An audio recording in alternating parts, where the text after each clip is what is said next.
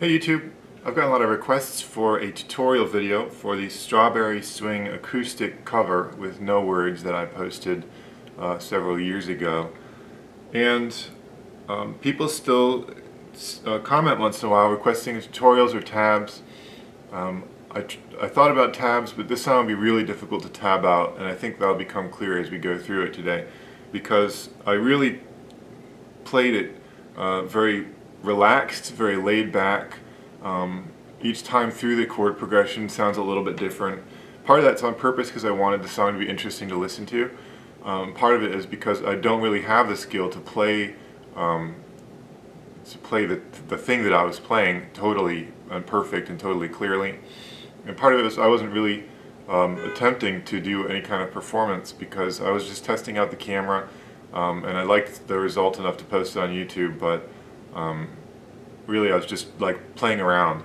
And I didn't plan what I was going to do, so I had to go back myself and figure out sort of how I did that cover.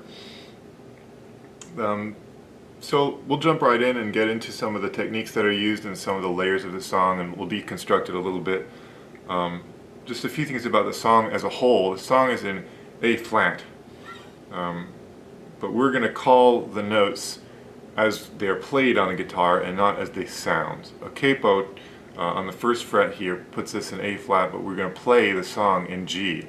So we're going to call this a G note, even though it sounds as A flat. It's the same thing if you're playing a trumpet, you play the C note, it comes out as B flat.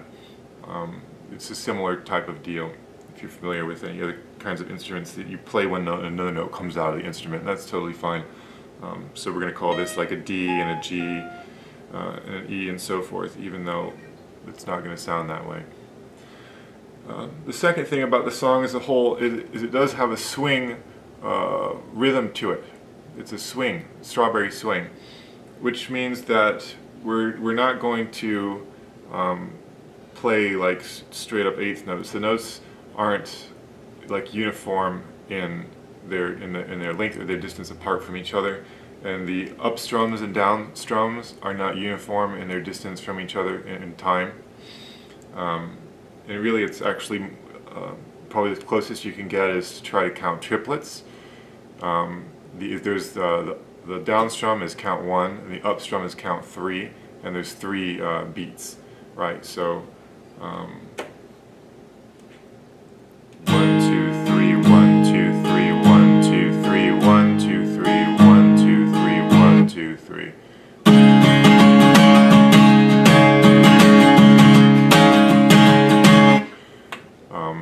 That's something to listen for. You probably heard that in the song anyway, but I thought I'd just let you know if you're trying to parse out those notes. What are they eighth notes? What are they? Well, really it's probably kind of a triplet.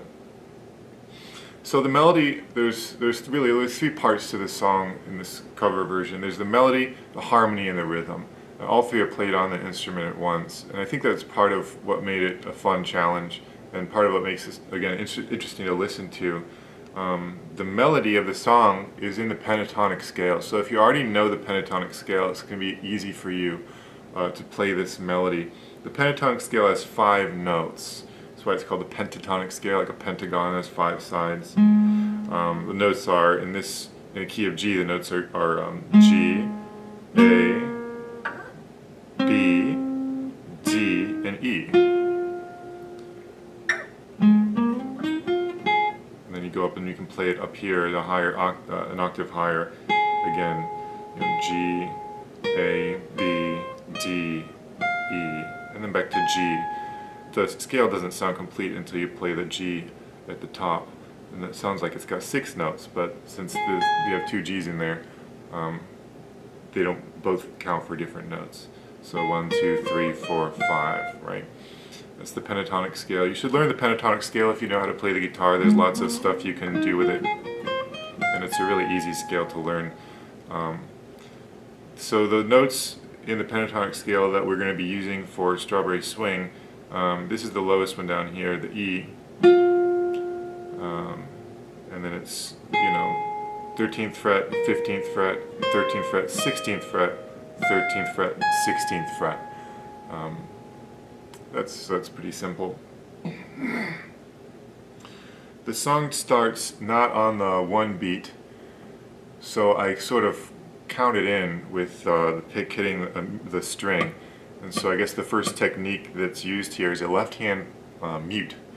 The left hand is muting the string, so just you get a clicking noise. You don't get a note sounding. In the album version, I think that the guitarist taps his foot, but I'm barefoot, so it wouldn't make a clicking noise. So I just used the guitar pick on the string, and the first note that sounds comes right after 3. So 1, 2, 3. That first note, and we're going to call it a D because we're playing in the key of G. It's actually not a D; it's an E flat. So I'll play this melody really slowly, but again, it is just notes in the pentatonic scale, but I'll play it slowly and hopefully you can see what notes are being played at any given moment.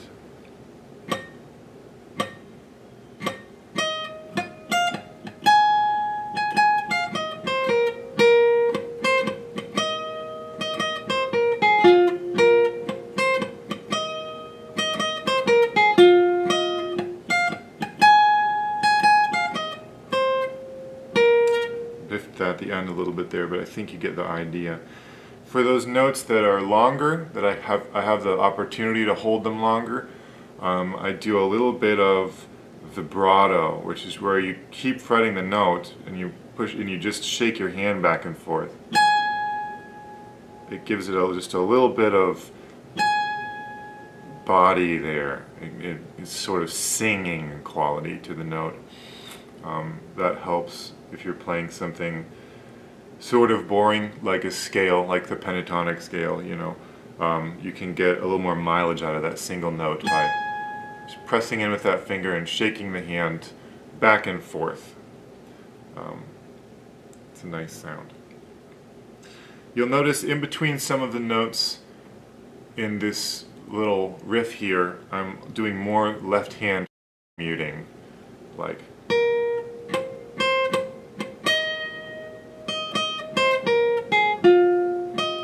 mute, mute, mute. Mute, mute, mute. That's part of that rhythmic component of the song, keeps things moving even if there's not a note sounding. So that whole thing plays through once, just like you saw it there, and then it starts again, and then it slides down and finishes the melody an octave lower. I think I waited until halfway through the melody to do it in the original video. What I meant to do was to go down earlier, because that's how they do it. That's how Coldplay does it. So that's the way I'll do it here for the tutorial. So it's like this. Sorry, I'll try again.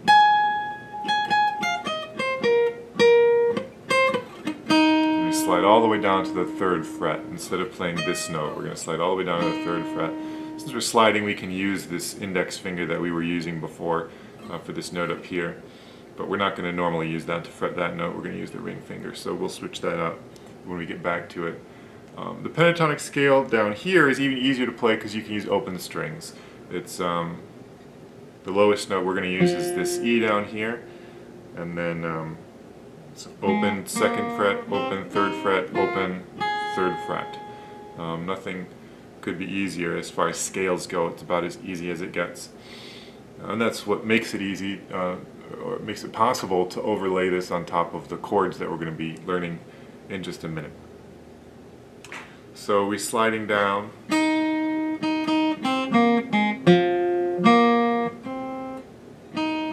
Let's try it again.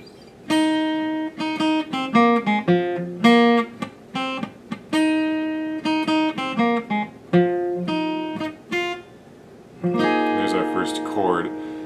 This is a tough one to put a name on it because it's just fourths stacked on top of each other.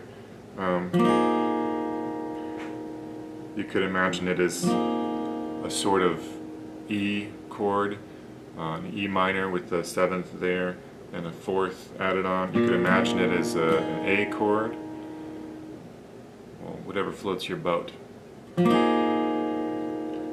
I think the implied harmony here is that it's some kind of E, but you can imagine it either way you want. But it's just second fret, third fret, third fret. These four notes. And then just, you know, let go of the chord when you need to start playing that melody again. So the three chords for the chord progression for the verse of the song. There's one extra one toward the end of a verse, but for the most part there's just three chords in the verses. The first one is this, we're going to call it a C add 9.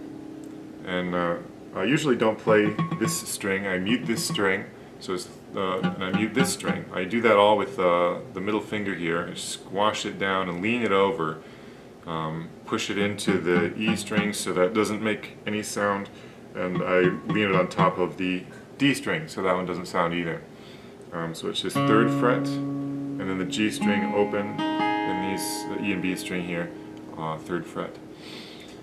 The next chord in the progression is very similar. I just drop this down to the E string from the A string. So same thing, basically this A is muted now because I'm still leaning that finger over.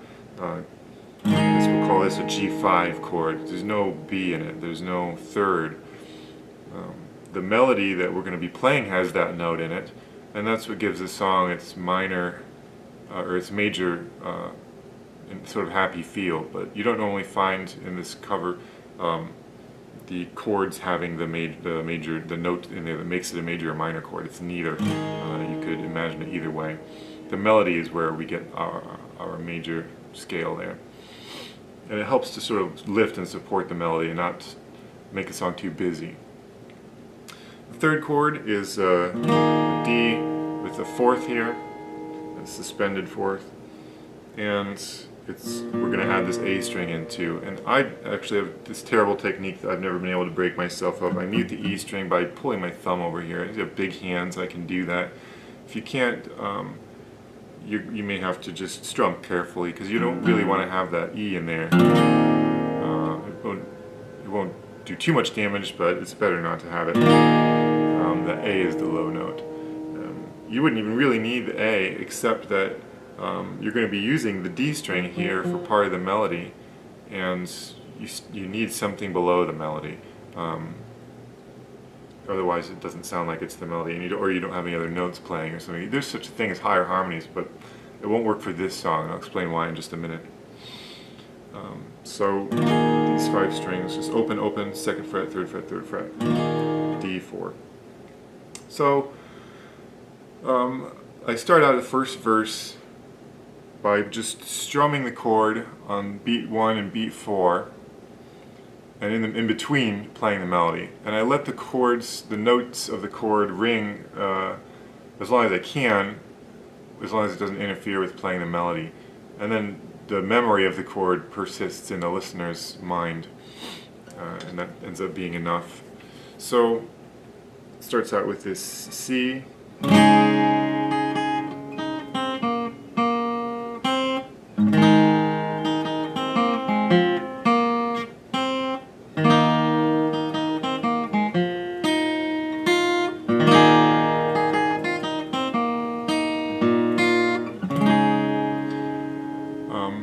So a couple things.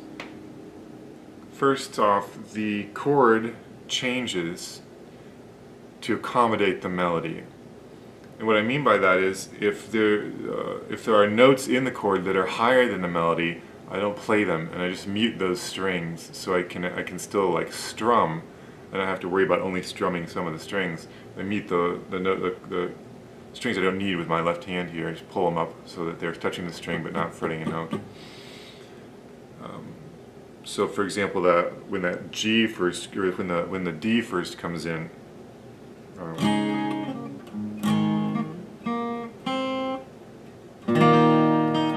don't play that high note because the melody is lower than that, and so the highest note of the chord is simply the note for the melody for that beat. it creates sort of the illusion that the melody is riding on top of the harmony. You can still hear it, even though while you're playing the chord, there's so many other notes being sounded as well. I'll do that again slow.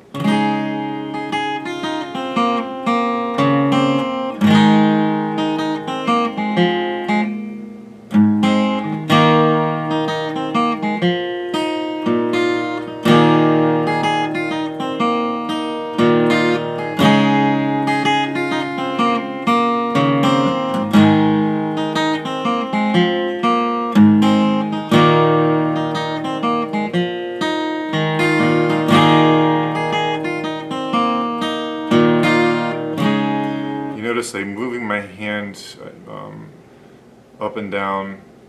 I don't do just downstrokes for that melody. You got to keep the hand moving constantly at the same speed. It helps you keep tempo for the song, and you pick the note whether you know, a down pick or an up pick. It just depends on where your hand's already moving for that particular beat. For some people who have only done like down strums for you know, things like that, it might be hard to get used to the alternate picking down, up, down, up, down. But that's really the correct way to do it. That's the way you want to learn. It can be a lot faster that way, and it's just better form. Helps you keep the right tempo. So as the first verse goes on, I start strumming the chords more than just on the first and fourth beat. Something more like this.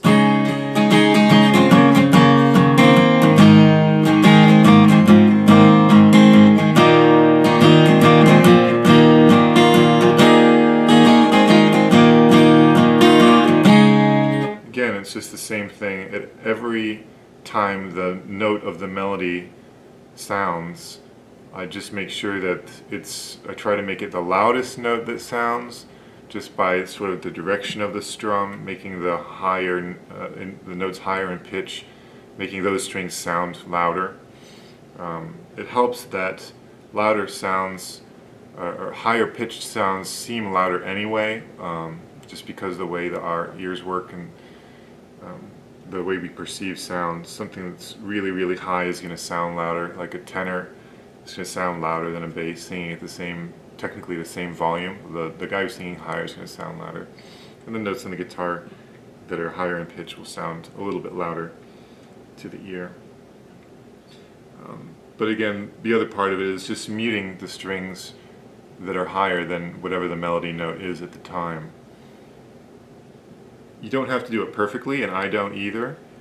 If you get enough of the notes in there, enough of the melody notes, and it's usually the highest note in the chord, people will think that it's they won't hear the gaps in the melody, because it'll still be in their head from playing it since the beginning of the song.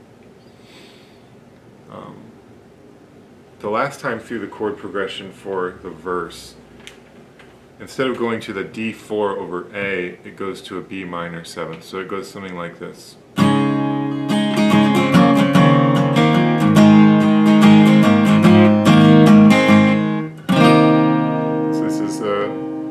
Second fret A string, still muting that E string with this now with the index finger. Open D string, second fret G string, third fret B string, and then if we need the E string for that melody, it's usually going to be the third fret, or it's going to be open.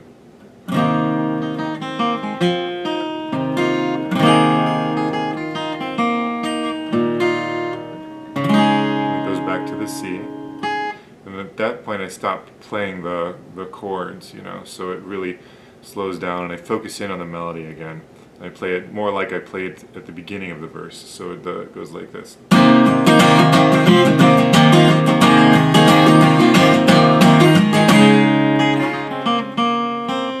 then here is a C6. It's just like the C, well, it's got the ninth too, it's a C6 add 9, so we've got this the same chord we were playing before, but just lean your index finger down and fret the G string on the second fret. 3, 2, 2, 3.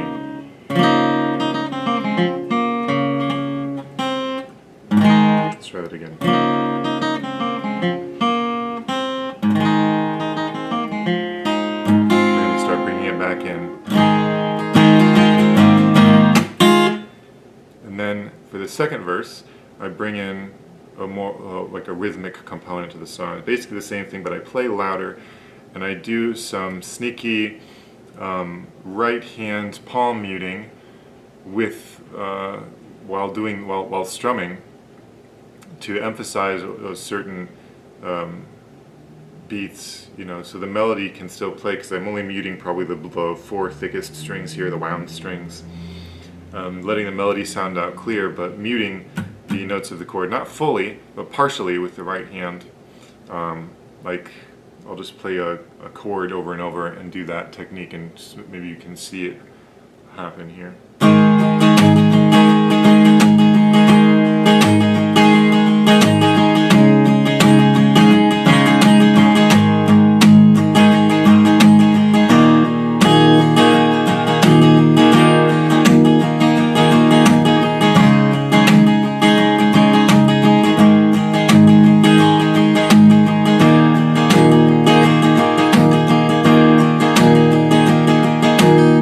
So I can, that one strum that makes that pop sound is a lot stronger. I'm hitting the strings a lot harder.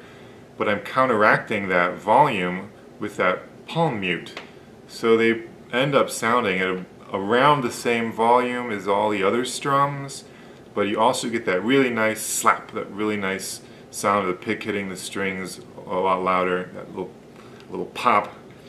And it evokes sort of like a drum type of a sound, and so I just add that in with what I did on the first verse.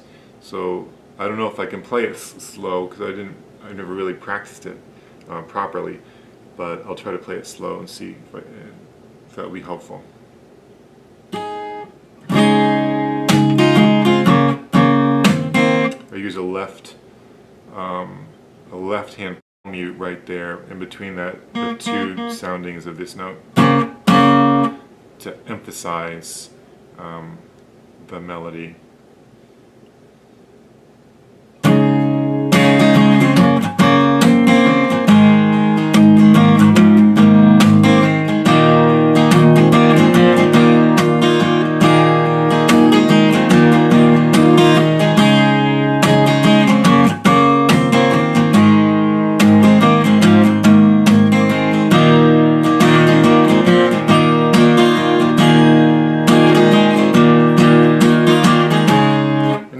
You can change it up a little bit and do more of those harder hits. You can do fewer and just sort of switch it up and make it interesting. Whatever sounds good, whatever feels right. Leading up to a new chord, or you know, halfway through the verse, or some place where it seems like it needs an accent, I'll do some extra ones, just like a drummer would throw in a fill. It's the same principle. Keeps the song interesting, keeps it moving, gives it some more power, movement.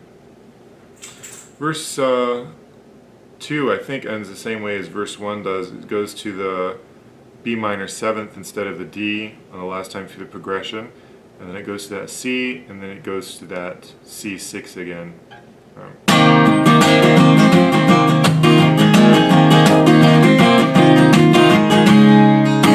But this time it doesn't slow down. It goes even more intensity, even into the bridge. And again, the melody stops. Usually I'll do a couple of muted strums to give me some time to fret this chord because it's kind of a bear. It's A minor, add 9. That's the ninth interval right there. So you have open, 2nd fret, 4th fret, 1st fret, and then open. And you only have to play this chord twice, thankfully. So it goes here, and then the strumming pattern changes as well for this part of the song. And you want to emphasize every 3rd strum for most of the measure, and then come back in with a strong strum on the 1 beat. So it sounds like this. I'll do it slow.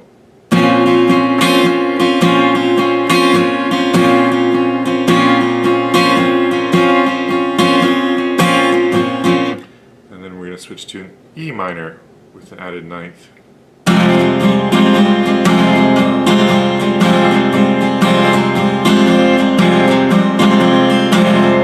This this is again open, second, fourth, open, open, open. Just these two notes are fretted here. The second fret, A string, fourth fret, D string. Let me go back to this A minor.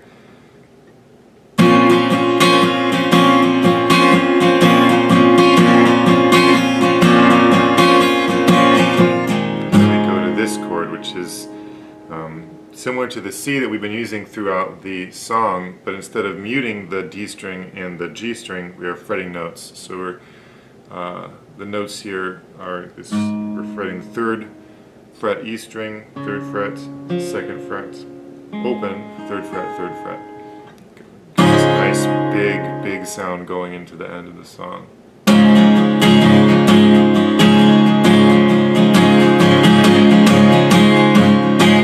I attempted but failed a double strum in the original video to head into the ending.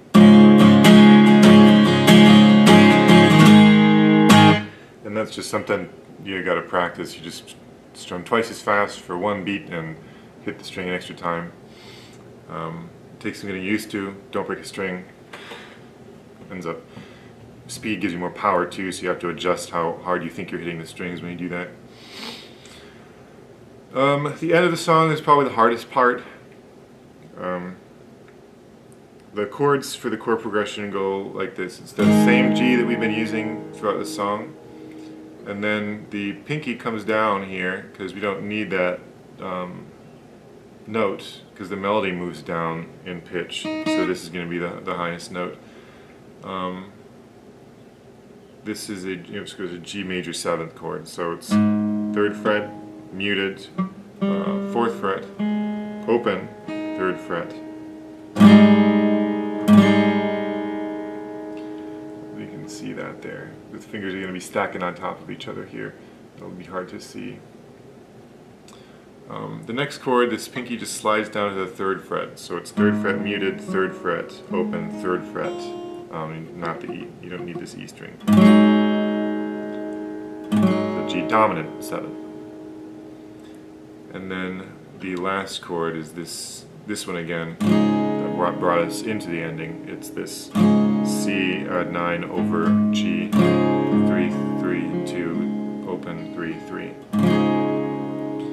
And the melody that Coldplay wrote for this part of the song for the electric guitar is not very distinctive. It sounds really good in their version, but it will get lost with this style of playing, trying to play chords and melody at the same time. Because it's really simple. It's just a G, and then I think a D, C, E or something like that, D, C, B. But so I just played the same melody from before, which does come in halfway through the ending, I think, in Coldplay's the way Coldplay wrote it. So the thing that makes this hard is trying to get the melody fitted in and also play these slightly more difficult chords. So don't worry about playing the chord all the way through the measure. Just play it at the beginning and make sure that first note of the melody sounds, and then pull that difficult pinky off, and then use your index finger to get your ring finger to get the melody playing. So I'll try to do it slowly, and we'll see if I can do a passable job of it here.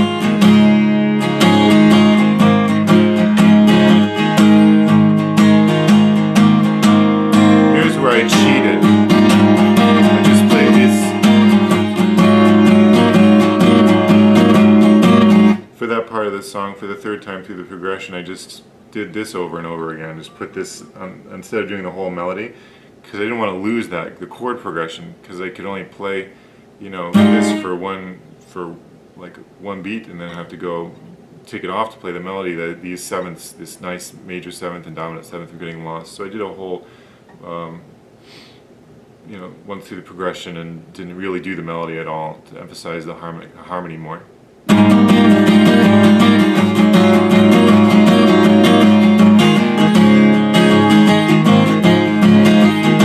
And again, this part of the song is where the melody isn't messiest, but it still sounds pretty good even if you miss a lot of the notes, because again, the melody is already in your head, in the head of the listener, and the chords are changed, which adds something interesting to listen to. So 4 times through that progression, and then it plays it again, really more quietly, more like the style of the beginning of the first verse.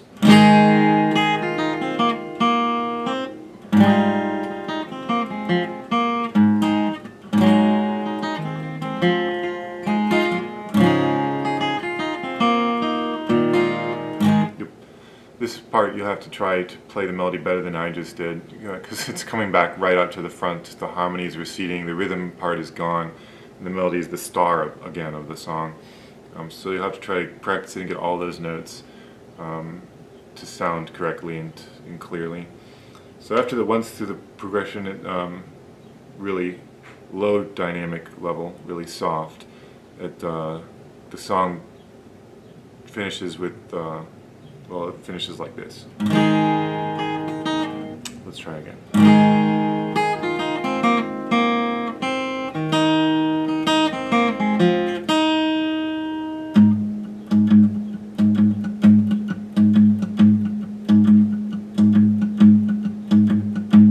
So the melody plays, it's a little bit different, not very different, but it goes up, and it goes up a little farther.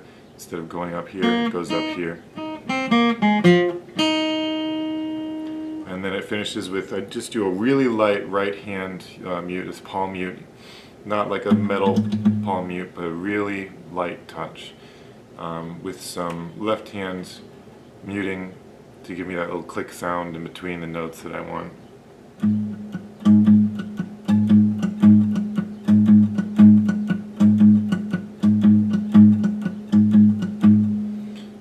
Pattern of muting and sounding the string. So both hands are working together to mute the string or partially mute it at the right time to get that, and that's to imitate the strings at the end of the Coldplay song, their album version. Alright, I hope that was helpful. That's I think all there is to it.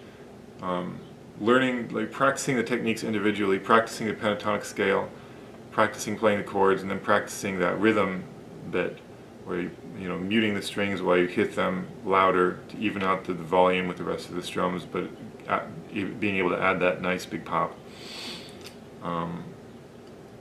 Learning those techniques separately will make it easier to combine them together, and that's just a matter of practice and dedication.